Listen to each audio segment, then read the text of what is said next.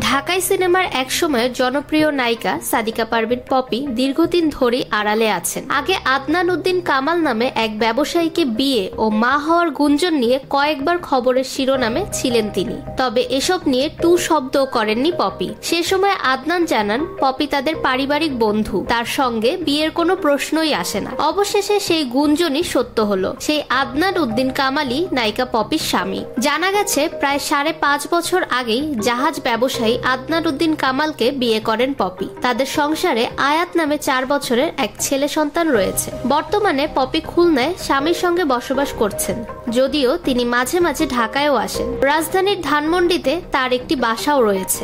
মঙ্গলবার থেকে সামাজিক যোগাযোগ মাধ্যমে ছড়িয়ে পড়েছে স্বামী সন্তান নিয়ে পপির পরিবারের কিছু ছবি। একটিতে স্বামী ও ছেলের সঙ্গে কেক কাটতে দেখা যায় পপিকে। এটি তাদের সন্তান আয়াতের জন্মদিনের ছবি। এদিকে মঙ্গলবার পপিকে নিয়ে আসে নেতিবাচক একটি সংবাদ। জমি দখলের চেষ্টার অভিযোগে সোমবার খুলনার সোনাডাঙ্গা মডেল থানায় পপির বিরুদ্ধে একটি সাধারণ ডায়েরি করেছেন তার ছোট বোন ফিরোজা পারভিন। সোনাডাঙ্গা থানার ভারপ্রাপ্ত কর্মকর্তা শফিকুল ইসলাম জিডির বিষয়টি নিশ্চিত করেছেন। অভিযোগে বলা হয় পপি পারিবারিক জমি এককভাবে নিজের দখলে নিতে চান। এ নিয়ে পরিবারের সদস্যদের সঙ্গে তার দ্বন্দ্ব চরমে উঠেছে। অভিযোগ রয়েছে বাধা পেলে তিনি ভাই বোনদের হুমকি দিচ্ছেন, এমনকি তাদের মেরে ফেলার ভয়ও দেখিয়েছেন।